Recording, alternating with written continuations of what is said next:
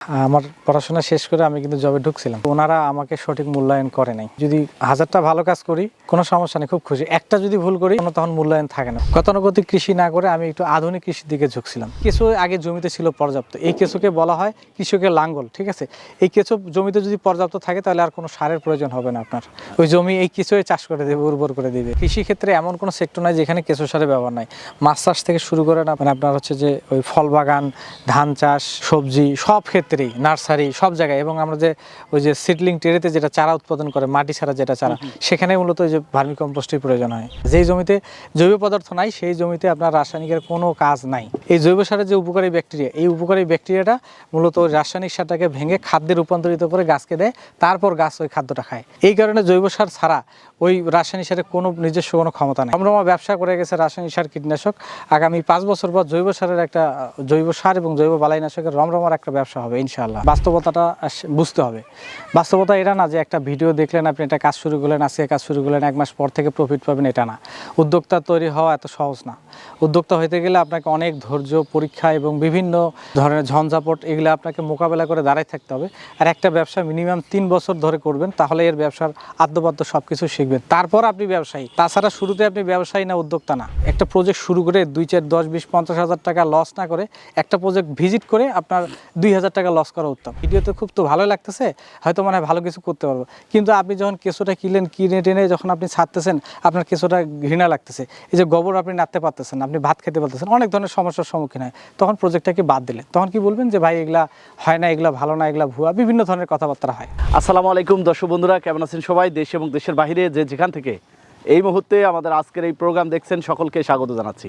দর্শক বন্ধুরা, এই মুহূর্তে আমরা অবস্থান করছি আমাদের দিনাজপুর জেলার চিরিবন্দর উপজেলার ভসিন বন্দর বৈকুণ্ঠপুর এলাকায় নাইম অ্যাগ্রো ফার্মে। দর্শক, এই জায়গাটিতে দাঁড়িয়ে কথা বলেছিলাম 2-3 বছর আগে। এখানে ফ্ল্যাট আকারে কেঁচো সার উৎপাদন করে নিজের কর্মসংস্থানের সুযোগ সৃষ্টি করেছেন এই এলাকার উদ্যোক্তা নাইম ভাই। একজন বিএসসি ইঞ্জিনিয়ারিং পাশ করে চাইলে একটা ভালো শিল্প প্রতিষ্ঠানে ভালো কোনো পোস্টে চাকরি করতে পারতেন। চাকরি পেশা ধরাবাঁধার নিয়ম তাকে ভালো লাগেনি, যার কারণে মাটি ও মানুষের সাথে কাজ করার লক্ষ্যে তার এই গ্রামের বাসায় এসে এই কেঁচো সার উৎপাদনের কার্যক্রম শুরু করেন। সেই ফ্ল্যাট আকার থেকে এখন 2 তলা বিশিষ্ট ঘরে কেঁচো সার উৎপাদন হচ্ছে। দর্শক বন্ধুরা, ক্ষুদ্র একটি উদ্যোগ এখন তিনি শিল্পে পরিণত করেছেন। এখানে কর্মসংস্থান হয়েছে 10 থেকে 12 জন মানুষের। নিজের পাশাপাশি এই মানুষগুলো জীবন জীবিকা চালাচ্ছেন এখান থেকে। বর্তমানে তার এই নাইম অ্যাগ্রো ফার্মে কেঁচো সার উৎপাদন হচ্ছে প্রায় 18 থেকে 20 টন, যেটি বাজারজাত করে নিজে লাভবান হচ্ছেন, পাশাপাশি এলাকার স্থানীয় কৃষকদের মাঝে এই সারটি ছড়িয়ে দিচ্ছেন। আমরা আজকে সেই উদ্যমী উদ্যোক্তা নাইম ভাইয়ের সাথে কথা বলবো। তার এই কেঁচো সার উৎপাদনের গল্প আপনাদের সামনে শেয়ার করব। কিভাবে এই 2 তলা বিশিষ্ট ঘর তিনি তৈরি করেছেন, কিভাবে সার উৎপাদন হচ্ছে, কি কি কাজ করে এই সারগুলো উৎপাদন করেন, কিভাবে বাজারজাত হচ্ছে, সব বিষয়ে আজকের প্রোগ্রামের মাধ্যমে দেখানোর চেষ্টা করব। আশা করছি কৃষিতে যারা কিছু করতে চান আজকের এই ভিডিওটি দেখে উপকৃত হবেন, যার কারণে ভিডিওটি না টেনে পুরোটি দেখার চেষ্টা করবেন। চলুন শুরু করা যাক।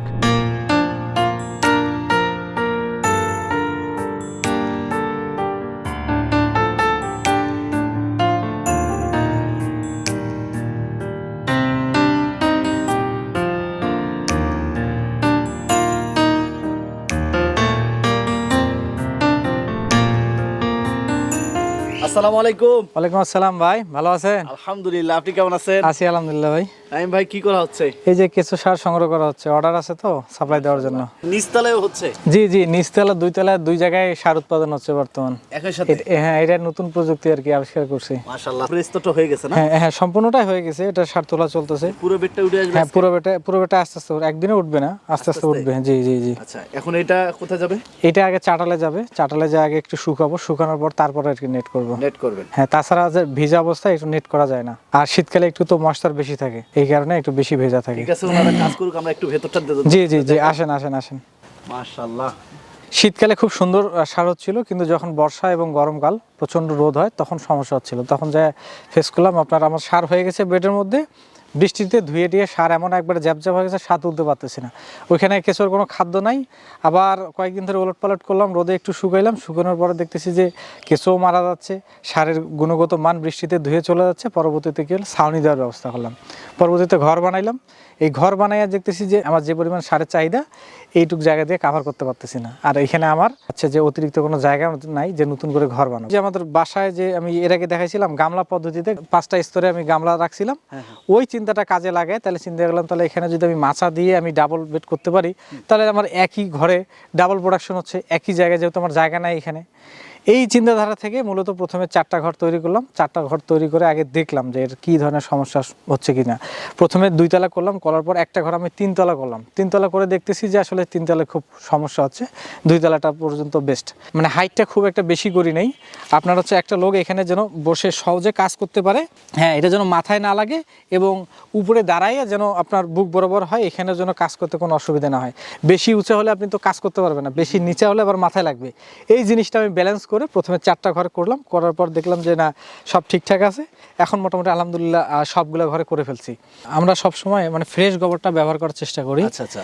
এই কারণে আমাদের সারের কোয়ালিটি এবং কালার একবারে ফ্রেশ এবং গোল্ডেন কালারটা চাপাতি কালারের হয়। এরকম ঘর কয়টা আছে আপনার? আমার এখানে টোটাল 10টা ঘর আছে। 10টা ঘর আছে। জি জি জি। আপনার এই জমিটা কত শতাংশ? এটা হচ্ছে 20% জমি। এই ঘরগুলোর দৈর্ঘ্য প্রস্থ কতটুকু করে আছে? ঘরটা হচ্ছে লম্বায় 30 ফিট আর প্রস্থ আছে 12 ফিট, এবং মাঝখানে যে আমরা ওই যে কমলা গাছ লাগাইছি এটা আছে আবার 6 ফিট গ্যাপ। এটা আছে উপরে মাচা, যেহেতু এটা আছে আপনার 4 ফিট, নিচের বেডটা আছে 6 ফিট, মাঝখানে আছে 2.5 ফিট যাতায়াতের জন্য। এখানে কাজ করার সুবিধা? হ্যাঁ, কাজ করার লোকজন যাবে, ওই যে গোবর নিয়ে যাবে, গোবরে দিবে, মাচায় নিচে দিবে, সবগুলো কাজের সুবিধার্থে আমরা 2.5 ফিট ওটা রাখছি।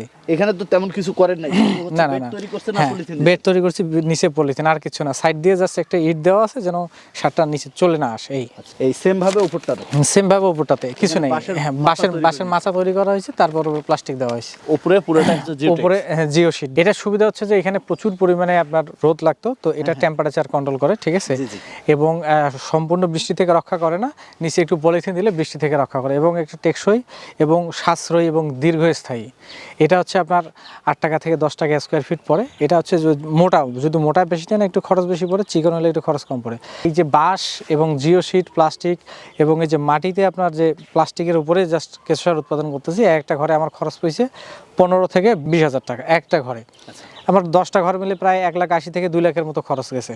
তো দেখা যাচ্ছে একটা ঘরে আমার র মেটেরিয়ালস বা কাঁচামাল লাগে প্রায় 2200 থেকে 2500 কেজি। এতে আমরা ধরি 50% আপনার সার ধরি, 50% যদি সার আসে মানে 1200 থেকে 1300 কেজি সার আসে একটা ঘরে, তাহলে 10টা ঘরে মোটামুটি 12 থেকে 13 টন সার আসতেছে আমার প্রত্যেক মাসে। আমার খরচ হয়েছে 1,80,000 থেকে 2 লাখ টাকা। তার যেখানে যদি আমরা মানে টিন দিয়ে অন্য অবকাঠামো যেভাবে তৈরি করে সেভাবে যদি তৈরি করে 8 থেকে 10 লাখ টাকা খরচ হইতো। অনেক এটা সাশ্রয় করছে। অনেক সাশ্রয়ী। এটা টেকসই কত বছর হবে? টেকসই তো কমপক্ষে 10 বছর ওরা বলছে।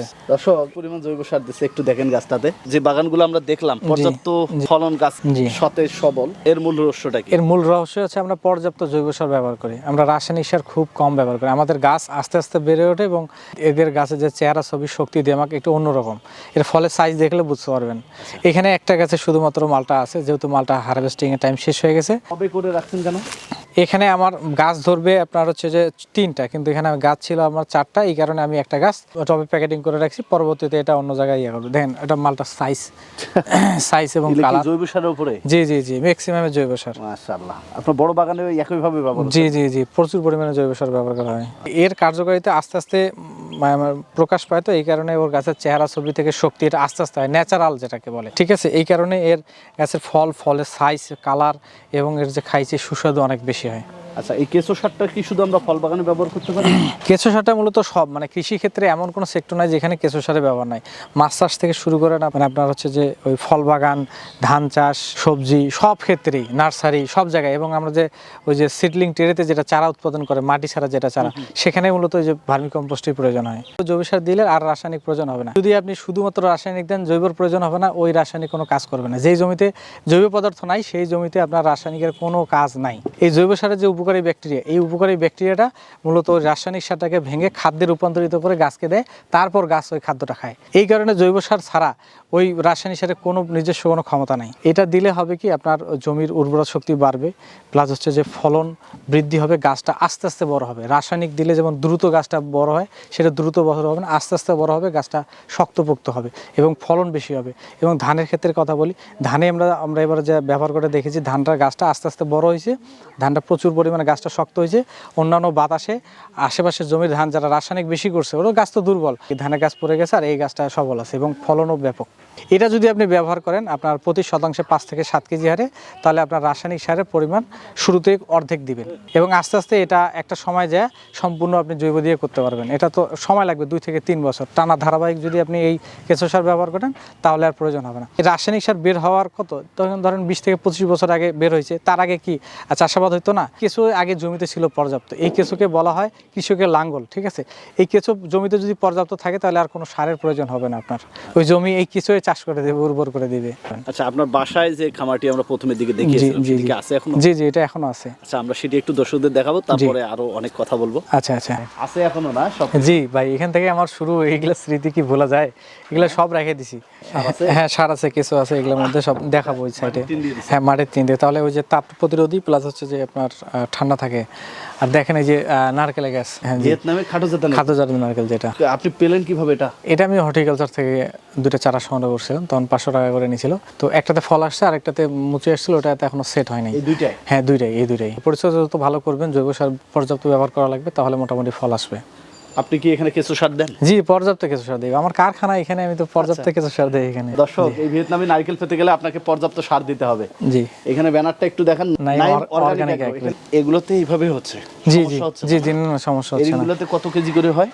এগুলাতে মোটামুটি 40 থেকে 50 কেজি পর্যন্ত আসে। 50 কেজি? হ্যাঁ হ্যাঁ। সুবিধা কোনটাতে? কয়েকটা ধাপে তো করছি। হ্যাঁ, এটাতে আমি তো অনেকগুলো ধাপে করি। এখানে দেখেন আপনার হচ্ছে যে গামলা আছে, double ring, single ring, bed পদ্ধতি, হাউস পদ্ধতি, ক্যারেট, চেম্বার পদ্ধতি। তো সবচেয়ে মানে সুবিধা হচ্ছে বেড পদ্ধতিতে।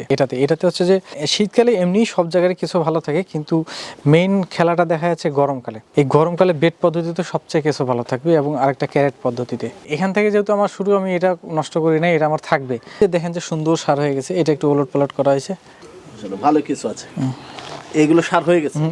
এগুলো সার হয়ে গেছে। সার হলে আপনি উপরটা তুলে নিচ্ছেন? আর হ্যাঁ, তুলে নিচ্ছি। তার বাদে আরেকটা সিস্টেম আমরা যেটা করি সেটা হচ্ছে যে ওই যখন অতিরিক্ত বাচ্চা এবং আপনার ওই যে কেঁচো বেশি থাকে, তখন উপরে আমরা গ্যাস ফ্রি গোবরের একটা প্রলেপ দিয়ে দিই, 2 ইঞ্চি প্রলেপ। নিচ থেকে কেঁচোগুলো তখন এটা খাইতে ধরে, 2-3 দিন পর ওই প্রলেপটা সম্পূর্ণ কেঁচো সহ নিয়ে তখন আমরা আবার নতুন যে বেড করি সেই বেডে দিই বা রিংয়ে দিই। তাহলে এখান থেকে অধিক পরিমাণ, যখন একটা বেড ধরেন এখানে আপনার 15 থেকে 20 কেজি কেঁচো থাকে, মাঝে মাঝে হয়ে যায় যখন সবগুলো ডিম ফুটে, বুঝতে পারছেন?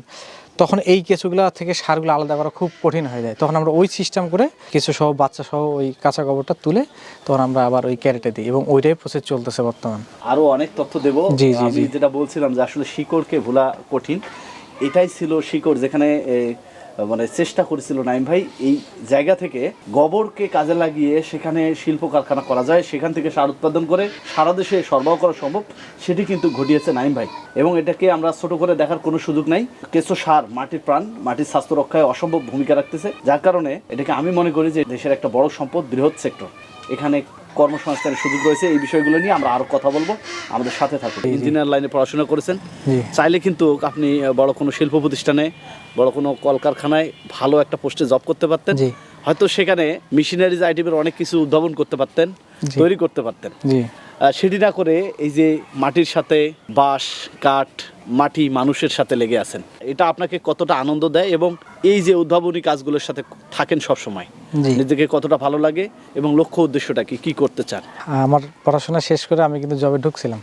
জবে ঢুকে এখানে অনেক কিছু করার চেষ্টা করছি, কিন্তু ওনারা আমাকে সঠিক মূল্যায়ন করে নাই। যদি 1000টা ভালো কাজ করি কোনো সমস্যা নেই, খুব খুশি। একটা যদি ভুল করি, সব ভালো কাজগুলা কোনো হিসাব নাই, মানে ওখানে আর কোনো তখন মূল্যায়ন থাকে না, বুঝতে পারছেন? এই কারণে আমি জব সেক্টরটা ছেড়ে দিয়ে, যেহেতু আমার বাবা একজন কৃষক, আগে থেকে কৃষিকাজ করতো, তখন থেকে চিন্তা ভাবনা করলাম যে না, আসলে দেখি কৃষিতে কোনো কিছু করা যায় কিনা। গতানুগতিক কৃষি না করে আমি একটু আধুনিক কৃষির দিকে ঝুঁকছিলাম। আমার বাবা সবার যে মাছ চাষ প্লাস হচ্ছে যে আপনার এমনি ধান চাষ, ধান, ভুট্টা, গম এগুলো করতো, কিন্তু আমি চিন্তা করলাম যে না, এগুলো না করে যদি বিদেশি ফল ফসলগুলো আমরা যদি উৎপাদন করতে পারি, তাহলে হয়তো একটা ভালো কিছু করা সম্ভব। কারণ এগুলো চাষ করে তো কি অবস্থায় আছে কৃষকরা সেটা তো বোঝা যাচ্ছে। কোনো ফসলে তেমন একটা দাম পাচ্ছে না, একবার দাম পেলে 2বার মানে পাচ্ছে না, সেক্ষেত্রে উল্টা লস করতেছে। এই জন্য আমি চিন্তা করলাম যদি একটু মানে উচ্চ ফলনশীল এবং উচ্চ মূল্যের যদি ফসল আমরা উৎপাদন করতে পারি, সেক্ষেত্রে হয়তো একটা ভালো কিছু করা সম্ভব। সেই সুবাদে আমি শুরু করলাম ফল বাগান দিয়ে, শুরু 4 বছর আগে। আর ফল বাগানের প্রয়োজনে আমি তখন ভার্মি কম্পোস্ট শুরু করলাম। আস্তে আস্তে ভার্মি কম্পোস্ট এমন হয়ে গেল, আমার ফল বাগানে ব্যবহার করার পর মানুষ দেখে এত পরিমাণ উদ্বুদ্ধ হলো, ওরা যখন 2-1 বস্তা করে স্যাম্পল নেওয়া শুরু করলো, ব্যবহার শুরু করলো, ওরা এত পরিমাণ চাহিদা দেওয়া শুরু করলো যে আমি আমার ফল বাগানে পরবর্তী যে সার দিব এটা খুঁজে পাই না। আমি ফল বাগানে ঠিক মতো সার দিতে পারতাম না, মাঝখানে। এখন আলহামদুলিল্লাহ প্রোডাকশন বাড়াতে এখন মোটামুটি ওই সারের যে একটা সংকট ছিল ওটা কেটে গেছে। এখন যা সার হচ্ছে দৈনিক সেল হয়ে যায়, কোনো সমস্যা হয় না। কৃষি সম্প্রসারণ অধিদপ্তর থেকে ভিজিটে আসলো, আসার পর ওনারা বলতেছে তাহলে আপনার তো বাগানের প্রয়োজন, আপনাকে তো ভার্মি কম্পোস্ট শুরু করা উচিত। তখন আমি ভার্মি কম্পোস্ট সম্পর্কে জানলাম এবং তার আগে থেকে একটু আইডিয়া ছিল। ওনারা যখন বললো তখন যৌথভাবে প্রথম শুরু করলাম। ওনাদের একটা প্রদর্শনী দিছিল, প্লাস আমার কিছু অর্থায়নে যৌথভাবে প্রথম শুরু করলাম। পরবর্তীতে এটা আস্তে আস্তে বাণিজ্যিক আকারে রূপ নিল। ওরা বিভিন্ন সময় বিভিন্নভাবে আমাকে সহযোগিতা করছে এবং ওনারা এখনোই সাপোর্ট দিয়ে যাচ্ছে বিভিন্ন ধরনের সহযোগিতা থেকে শুরু করে বস্তা প্যাকেজিং থেকে শুরু করে A to Z ওনাদের পরামর্শ বা ওনাদের সহযোগিতায় করতেছি। মানে খুশির বিষয় হচ্ছে যে আমাদের চিরিবন্দর উপজেলায় কমপক্ষে 150 থেকে 200 ভার্মি কম্পোস্ট চাষি পাবেন। সেটা আমাকে দেখে উদ্বুদ্ধ হয়ে সরাসরি শুরু করছে এবং সারা দেশে আমার হাত দিয়ে কমপক্ষে 2 থেকে 300 উদ্যোক্তা তৈরি হয়েছে, যেটা সম্পূর্ণ সব মানে অলওয়েজ আমার কাছ থেকে পরামর্শ নিচ্ছে কিভাবে কি করবে না করবে। যেগুলো আছে আমাদের জেলার বাইরে ওগুলো হচ্ছে আপনার ভিডিও করে ওদেরকে আমি আপনার কি হচ্ছে সমস্যার সমাধান দেয়, অনেকে ভিডিও করে পাঠাই দেয় যে ভাই আমার এই সমস্যা হচ্ছে, আমি ওই ভিডিও দেখে আবার ওদের ওই পরামর্শ দেই। ইনশাল্লাহ অনেকে এখন মোটামুটি ভালো পর্যায়ে আছে। সব মিলে এখন এই কেঁচো সার উৎপাদন, ফল বাগান এসব নিয়ে কেমন আছে? আলহামদুলিল্লাহ মোটামুটি অনেক ভালো আছি। এতটুকু বলতে পারি যে আমার ওই চাকরি লাইফের চেয়ে অনেক ভালো আছে। শুরুতে মনে হয়েছিল যে চাকরি ছেড়ে দিয়ে মানে অনেক ভুলে করলাম, ঠিক আছে, কারণ প্রথম অবস্থায় ওই পরিমাণ একটা আসতো না, প্রফিট আসতো না এবং আশেপাশের লোকজনের বিভিন্ন ধরনের কথাবার্তা শোনা লাগছে, অনেক অপমান হওয়া লাগছে, অনেকে পাগল ছাগল বলছে যে ইঞ্জিনিয়ারিং পড়ে এসে গোবর নিয়ে এগুলা কাজ করতেছে, পাগল হয়ে গেছে, মানে বিভিন্ন ধরনের কথা শোনে। তো এখন আলহামদুলিল্লাহ ওরা আর কোনো কথা বলে না, ওরা এটা দেখে খুশি এবং বিভিন্ন জায়গা থেকে লোকজন আসে, সারা দেশে যাচ্ছে আলহামদুলিল্লাহ। 64টা জেলায় গেছে আমার সার এবং এই জেলায় যে যায় এগুলো হচ্ছে কুরিয়ার সার্ভিসের মাধ্যমে যায় এবং যারা এই যে সার উৎপাদন করতে যাচ্ছে ওদের কাছে আমি কেঁচো পাঠাই বিভিন্ন জেলায়। হ্যাঁ, কেঁচোটাও পাঠাই দিই, এটা হচ্ছে যাত্রীবাহী বাসে পাঠাই দিই, আলহামদুলিল্লাহ সমস্যা হয় না। আর জৈব সারের বিকল্প কিছু নেই। রাসায়নিক সারের একটা যে মানে রমরমা ব্যবসা করে গেছে রাসায়নিক সার কীটনাশক, আগামী 5 বছর পর জৈব সারের একটা জৈব সার এবং জৈব বালাইনাশকের রমরমার একটা ব্যবসা হবে ইনশাআল্লাহ। এখন কি পরিমাণ উৎপাদন হচ্ছে প্রতি মাসে? এখন আমার ওই যে বাসা যেগুলো আছে, বাসা এবং এইটা মিলে সব মিলে প্রায় 18 থেকে 20 টন পার মান্থ আসতেছে এবং সামনে 2 থেকে 3 মাস পরে আমার এটা 30 থেকে 40 টন নিয়ে যাওয়ার একটা পরিকল্পনা করতেছি। 18 থেকে 20 টন উৎপাদন হচ্ছে, এটা বিক্রি হয় কিভাবে? এটা হচ্ছে যে আশেপাশে কৃষক নিয়ে যায়, অনলাইনে আমার একটা পেজ আছে, পেজের মাধ্যমে বিক্রি হয়।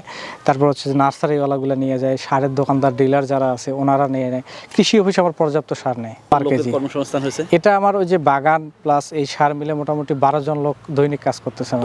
দৈনিক শুরুতে ছিল একজন, আমি ছিলাম, আর একজন ছিল, পরে আস্তে আস্তে 1 থেকে 2 জন, 2 থেকে 4 জন, 4 থেকে 6 জন, 8 জন, 10 জন, এখন 12 জন। তাদের তো একটা মাসিক পারিশ্রমিক দিতে হয়। হ্যাঁ, জি মাসিক পারিশ্রমিক দিতে হয়। তাদের দিয়েও কিছু থাকে? জি অবশ্যই আছে। আসলে যা আসছে প্রফিট, এই প্রফিটে পুনরায় আবার রিইনভেস্ট করে আমি এই প্রজেক্টটা বাড়াই। আপনারটা আপনি হ্যাঁ রিইনভেস্ট করতেছি এবং আমি একটু কষ্ট করে চলে আমি এই প্রজেক্টটা বাড়াচ্ছি।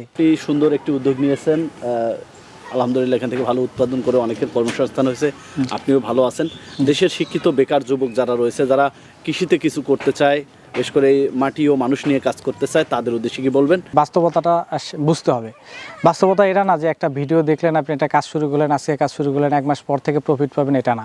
উদ্যোক্তা তৈরি হওয়া এত সহজ না। উদ্যোক্তা হইতে গেলে আপনাকে অনেক ধৈর্য, পরীক্ষা এবং বিভিন্ন ধরনের ঝঞ্ঝাপট এগুলো আপনাকে মোকাবেলা করে দাঁড়ায় থাকতে হবে।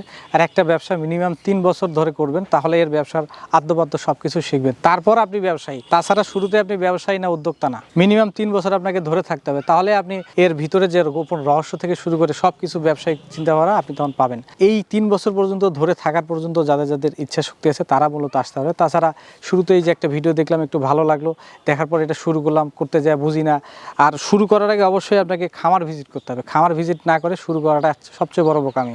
একটা প্রজেক্ট শুরু করে 2, 4, 10, 20, 50 হাজার টাকা লস না করে একটা প্রজেক্ট ভিজিট করে আপনার 2000 টাকা লস করা উত্তম। কারণ আপনি দেখতেছেন যে না, ভিডিওতে খুব তো ভালো লাগতেছে, হয়তো মনে হয় ভালো কিছু করতে পারবো, কিন্তু আপনি যখন কেঁচোটা কিনে টেনে যখন আপনি ছাড়তেছেন, আপনার কেঁচোটা ঘৃণা লাগতেছে, এই যে গোবর আপনি নাড়তে পারতেছেন, আপনি ভাত খেতে পারতেছেন, অনেক ধরনের সমস্যার সম্মুখীন হয়, তখন প্রজেক্টটাকে বাদ দিলেন। তখন কি বলবেন যে ভাই এগুলা হয় না, এগুলা ভালো না, এগুলা ভুয়া, বিভিন্ন ধরনের কথাবার্তা হয়। এই কেঁচো সার উৎপাদন নিয়ে ভবিষ্যতে কি পরিকল্পনা করতেছেন? ভবিষ্যতে আসলে আমার যে পরিমাণ প্রোডাকশন বা চাহিদা বাড়তেছে দিন, সেক্ষেত্রে হয়তো আপাতত 18 থেকে 20 টন সার প্রোডাকশন করতেছি পার মান্থ।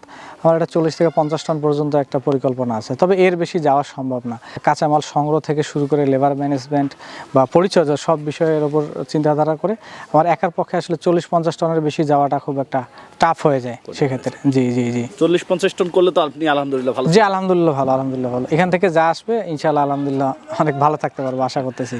এরপরে আরো ভালো কিছু করলে আমরা আরো দর্শকদের দেখানোর চেষ্টা করব। জি জি জি আজকের অবশ্যই। পর্বে এখানে বিদায় নিচ্ছি। আপনি ভালো থাকবেন, সুস্থ থাকবেন। আসসালামু আলাইকুম। ওয়ালাইকুম আসসালাম।